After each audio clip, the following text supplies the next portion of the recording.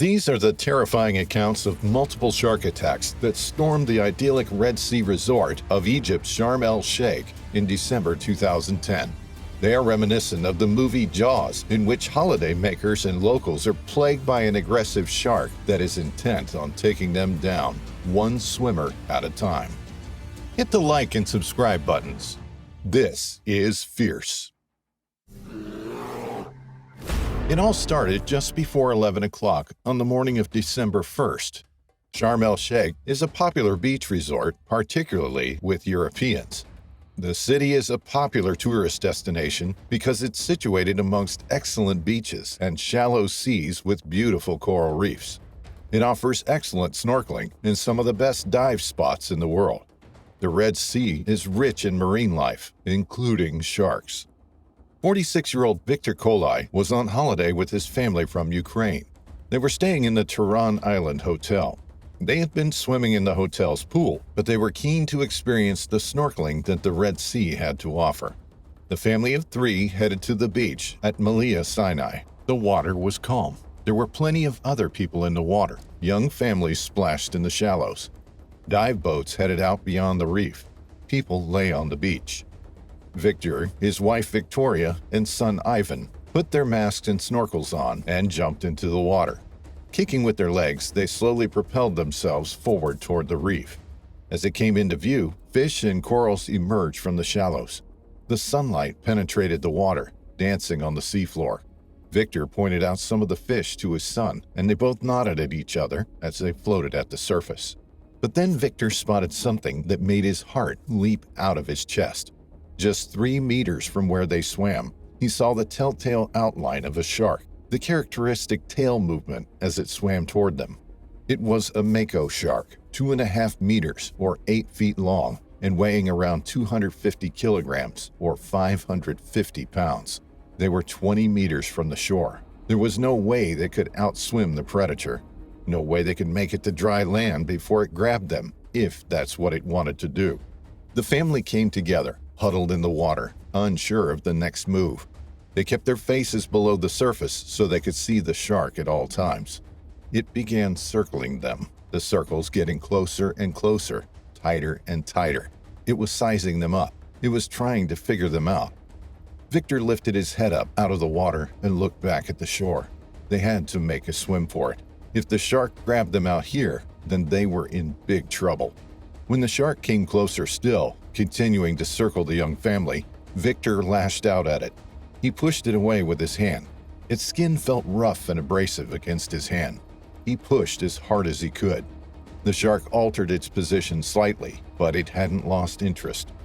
Viktor signaled for the others to swim for it.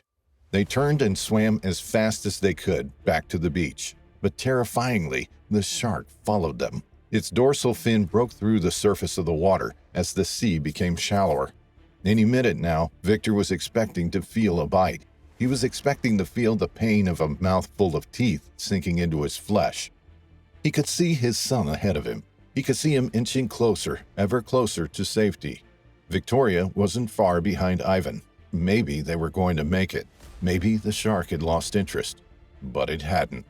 It pursued them up toward the beach. When the water was shallow enough, Ivan got to his feet and ran out of the water. He leapt over the wavelets, sprinting up to the dry sand. Only when he was safely ashore did he turn to look behind him and saw his 2 parents still swimming. Then he saw the shadow of the shark just feet from his father. It had turned away from Victoria and was now right on Viktor's tail. It was coming in for an attack. He yelled at them to get out of the water. They were so close to the beach now. Victoria made it. She scrambled ashore, tripping and stumbling up through the shallows. When he was just 12 meters from shore, Viktor stood up and raced toward dry land. He looked behind him and saw the shark coming for him. He took his mask and smacked it on the head. The hit seemed to have made the shark flinch slightly as it bit into Viktor's leg, but it didn't get a proper grasp of it. It had missed a full-on attack by just millimeters. If it had latched on properly, then it would likely have pulled the young father off his feet and dragged him out to sea. Instead, its teeth sliced through Viktor's right leg. The lacerations were superficial, and Viktor was lucky to have gotten off lightly. As a precaution, he was taken to the hospital, but was released the next day. While Viktor had a narrow escape, others weren't so lucky. Herein begins the terrifying December attacks in Sharm El-Sheikh. Next to fall prey to a mako shark, likely the same one, was a Russian who was enjoying his holiday in the Red Sea resort on that same day. 54-year-old Marine Captain Yevgeny Trishkin was on the third day of his holiday. He had been enjoying some R&R and decided to go for a swim near Nama Bay. The beaches were clean and tidy. The water was a refreshing temperature to cool off from the afternoon sun. Women and children splashed in the water, laughing and shrieking in delight. It was a picture-perfect holiday scene, but soon word got out that a family had been chased by a shark and that a man had been bitten.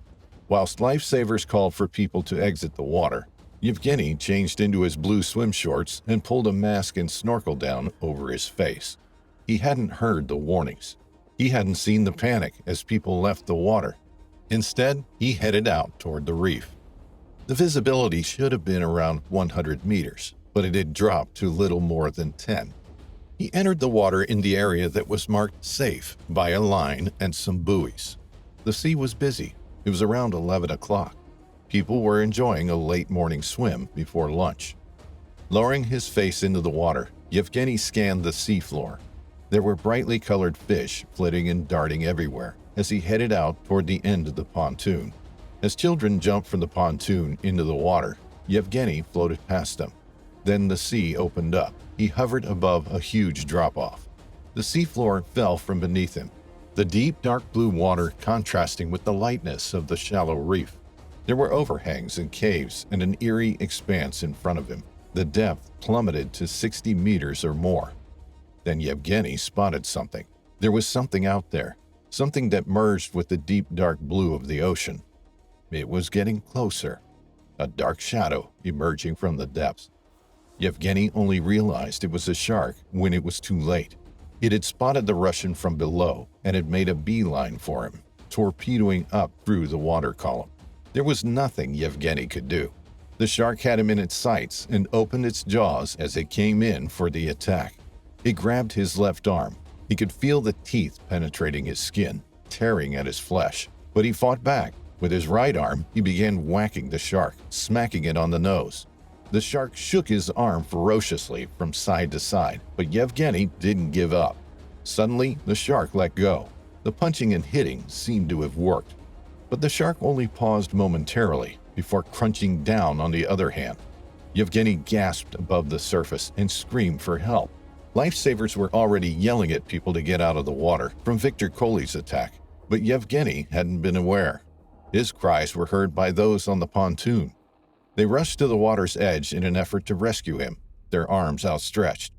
He was just 20 meters from the jetty, but the shark was dragging him back. He couldn't break free. Yevgeny had lost a lot of blood. He could feel his body growing weak. He felt dizzy and lightheaded. It would be a matter of moments before he lost consciousness and potentially sank to the bottom of the ocean, or was torn to shreds by the unforgiving mako shark. A lifesaver named Ahmed jumped into his white-bottom Zodiac and motored over to the Russian. The shark released its grip, and Ahmed leaned over the side of the boat and was able to pull him aboard. Yevgeny's arms were so severely damaged that Ahmed couldn't pull on them to bring him aboard. Just as Ahmed got him into the boat, the dorsal fin of the mako shark surfaced before disappearing again. Then, as he and his team of lifesavers wrung out a blood-soaked towel over the side of the boat, the fin of a white-tipped shark surfaced, just feet from the boat. This white-tipped shark was about to cause a lot of damage further along the beach. They gently lifted Yevgeny onto the pontoon, and he was then rushed to the hospital. Both of his arms were in bad shape. There was potential for him to lose both, given the depth and size of the lacerations. In the end, surgeons amputated his left arm above the elbow, but managed to save the other. In Sharm El-Sheikh, things were about to get worse. The terrifying nightmare was just beginning. Yet another Russian was about to meet her fate. It was still December 1st. It was still the same stretch of coastline. But word hadn't got out of the predator that was on the warpath that morning. The screams of the victims had been muted by the enjoyment of other holidaymakers. Officials were reportedly reluctant to close the beaches. They didn't want to scare people away. They didn't want to make a scene. A Russian mother and her daughter headed down to the beach near their hotel at the Maritime Resort. The two decided that they would have one last swim of the day before heading inside for something to eat. It was a decision that both of them would live to regret. The conditions were idyllic and perfect for a dip in the water. The air temperature was around 30 degrees Celsius or 86 Fahrenheit. The beach was sandy with golden outcrops of rock protruding into the sea. Yelena watched as her mother Olga pulled on her swimming fins and paddled into the ocean. She swam out a little way and then floated on her back. Yelena joined her moments later, the two enjoying each other's company in the perfect setting. Olga looked up at the clear blue sky, the coolness of the Red Sea engulfing her as she floated amongst a sea of other tourists. She was swimming in what is known locally as Shark's Bay, an ominous warning, perhaps, of the imminent danger she was in.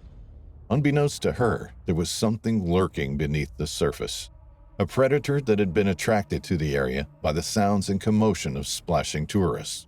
It was a shark, believed to be a white-tip, a slower species compared to the mako shark. This species swims over great distances to find its food, and once it has found it, it seldom leaves until it has had its fill. Olga closed her eyes and breathed in the warm sunshine. Then she felt something brush past her left hand. Despite the number of bathers in the water, she knew it wasn't another swimmer. This felt hard and rough against her skin, like sandpaper rubbing over her knuckles. She thought that perhaps it was a dolphin, an inquisitive mammal, playful and energetic. But this wasn't a dolphin, and it certainly wasn't being playful. It was a white-tip looking for a meal. It was known that dive operators in the Red Sea resorts used to feed sharks to provide an up-close and personal shark experience for tourists every year. They would feed the sharks with their hands, letting go of the bait at the last second as the shark opened its jaws. The dive operators also carried their bag of bait on a waistband around their backs for easy access. Although the feeding of sharks had since been banned in the region, it was thought that the sharks learned to associate people with food, and in this particular case, the shark possibly grabbed onto Olga's hand in an attempt for an easy feed. She felt a sharp tug. The shark had swum beneath her, eyeing her from below, before circling back around and clasping its jaws around her outstretched hand. Olga leapt into action. She could see the shadow of the shark's body beneath the surface of the water. She could see the jaws close around her hand as it began to thrash her around and around. She knew she was in trouble. She knew this could be the end. As the shark tried to drag Olga down beneath the waves, Olga fought back. She tried to stay above the water. Amidst the commotion, splashing, and screaming, the shark suddenly let go. Olga felt her hand come free, and she made a mad dash for it. She was just 30 feet from the jetty. It was tantalizingly close. She swam as fast as she could, terrified that the shark would come back for more. And that's just what it did.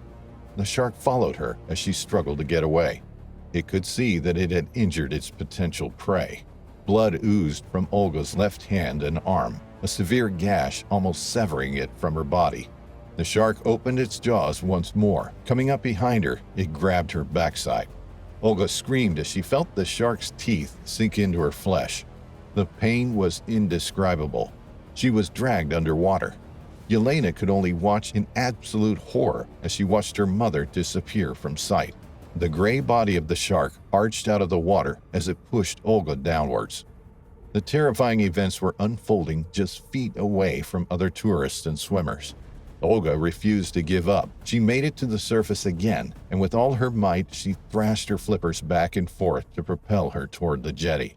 Shocked onlookers hauled her out of the water. The shark was just behind her as they pulled her to safety. It had pursued her right to the end. As it was, Olga was in bad shape. She was laid down on the jetty. An ambulance arrived and sped toward the local hospital. But Olga lost her fight during transport momentarily. She had to be resuscitated. When she arrived at the hospital, she was barely conscious, and it was touch and go whether she would survive. In the operating room, she was given 6 units of blood to replace what had been lost. and her wounds were clean. The remains of her left arm had to be surgically removed, and she received emergency plastic surgery on the gaping wound in her buttock and upper thigh, taking skin from her hip to try and patch it up. The pain she experienced during those first days in the hospital was overwhelming. As she tried to stand up following the surgery, she would keel over in pain, unable to support her own weight. It would take a long time to recover from her traumatic attack, but for the tourist in Sharm El-Sheikh, things were only just beginning.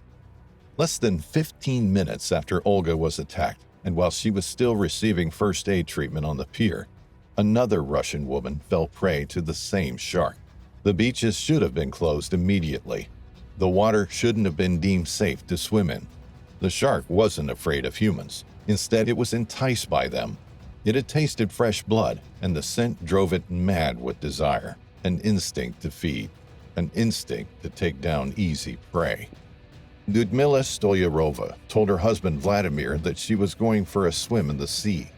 She asked him if he would like to join her, but he declined. He was enjoying his book on the beach and left his wife to enjoy the water. As Lyudmila swam gracefully along the surface of the Red Sea, below her, dive instructor and guide Hassan Ali was viewing the marine life with a client. It was the last 10 minutes of their dive at the Coral Bay Resort when suddenly an inquisitive shark approached them. It was a female white-tip. She had a unique notch on her upper tail fin. As she came at the two divers, Hassan and his client assumed an upright position in the water column. They tucked their arms in tightly in an attempt to make themselves look bigger and remained motionless. Usually this behavior is enough to deter an inquisitive shark. It realizes that you are not worth the fight and swims on. But this shark was different. Her behavior showed that she was anxious and nervous. She was tense. Instead of swimming past the two divers, she circled them. With each orbit, the two divers watched her closely. It felt like an attack was imminent. She circled not once, not twice, but several times. Then, out of sight, she suddenly darted toward Hassan from behind him and swam inches over his head. 10 meters above them, Lyudmila kicked her legs as she tread water, gazing back at the shoreline. She was unaware of the attack that had just happened on Olga. She was unaware that the same shark now circled the water column directly below her. All of a sudden, Hassan watched as the shark shot upward toward the unsuspecting Russian. It erupted out of the water in an explosion. Lyudmila was sent flying out of the water. The shark grabbed her foot and bit it clean off. Blood poured into the water, so much so that it obscured Hassan's view. He immediately resurfaced with his client, handing her over to the dive master before swimming over to Lyudmila's rescue. Immediately after the shark severed Lyudmila's foot, it came back for more. She desperately tried to make it to the shore, but it bit into her right arm. Instinctively, she pulled her arm away, severely lacerating it, but it wouldn't let go. Finally, she was able to break free. She made it to the same jetty where Olga lay, the two women fighting for their lives side by side. Hassan administered first aid while someone ran over to Vladimir to tell him the devastating news. Ambulances arrived for both women, and they were carted off to hospital. Lyudmila had lost her foot, but surgeons needed to surgically amputate the lower leg just below the knee. Her right forearm was severed below the elbow, an elongated gash synonymous with her trying to pull her arm free from the serrated teeth. As she fought off the shark with her other hand, she lost the fingers. It was a brutal attack on the 70-year-old Russian tourist. She was lucky to survive such an ordeal, but the injuries she sustained were life-changing and wholly avoidable, according to shark expert Dr. George Burgess. He said that given the number of people in the sea at the time and the strong association the sharks in the area have with people and food, these attacks didn't come as a surprise to him. Glass-bottom boat operators throw chickens overboard to entice sharks closer to the boats. Divers hand-feed sharks in the area, carrying the bait in their bags tied to their waists. It is no wonder that the sharks are drawn to the area. There was a startling realization that the sharks attacked during mid-afternoon, the time when dive and boat operators headed out for their shark spotting trips. But these 4 tourists weren't the only ones to fall victim to a shark attack that week. Unbelievably, there was still more to come. Officials closed the beaches after the horrendous events on December 1st. Visitors were horrified by the events. They didn't go near the water. They barely set foot on the beach. No one lay on the deck chairs. Everyone remained within their hotels. The beaches were deserted. The Egyptian Environment Ministry was called in to investigate. They set out to hunt down the 2 sharks responsible. There was no way of telling if they were hunting the individuals that were responsible for the attacks, but the tourism trade was taking a serious hit, and they needed to act now. Divers and conservationists familiar with the waters and present at the time of the attacks were adamant that the sharks captured were not the same as the ones that had been photographed on the day of the attack. Their pleas, though, fell on deaf ears, and officials reopened the beaches, deeming the water safe to swim in once more. It was December 4th, just 3 days after the attacks. This was a mistake. There was still a man-eater on the loose, and it remained close to the shore. Unfortunately for Renata Seifert, who entered the water on December 5th, she was a 70-year-old German tourist. She had visited the resort of Sharm El-Sheikh for the past 11 years, and swimming in the Red Sea was one of the activities she enjoyed the most. It was a way for her to keep active, a way to keep fit, but this was to be the last swim she would take. As she paddled out of the shallows and into deeper water, she swam toward the edge of the reef. Below her, the hypnotic deep blue of the open ocean. She was still just 30 meters or so from shore. As she turned around to head back to the beach, she felt a tug on her arm. It was a white-tipped shark. It was back for more. She was alone out there. Immediately, she screamed. Her screams were heard by those on the beach. People stood up from the safety of the sand, scanning the water. Then the sea erupted in a commotion. The shark could be seen thrashing around in the water. Renata was pulled under again and again, still struggling for breath, still struggling to fend off the shark as it sunk its teeth deep into her arm. A lifeguard rushed to her aid, but it was too late. He managed to pull her onto the reef, but her arm had been severely severed, and she had lost too much blood. Renata lay motionless in the water. The sea turned red around her. Tragically, she died within minutes of the attack. It was a terrible end to a terrible week, one that will haunt those who were there to witness it. All the warning signs were there from the very first attack, and even before that. As tourists and dive operators continued to feed sharks, it's only natural for them to associate us with food. Although this particular shark seemed to be far more aggressive than normal whitetips, it is thought that sharks in the area were hungrier than ever as overfishing depleted their natural food source.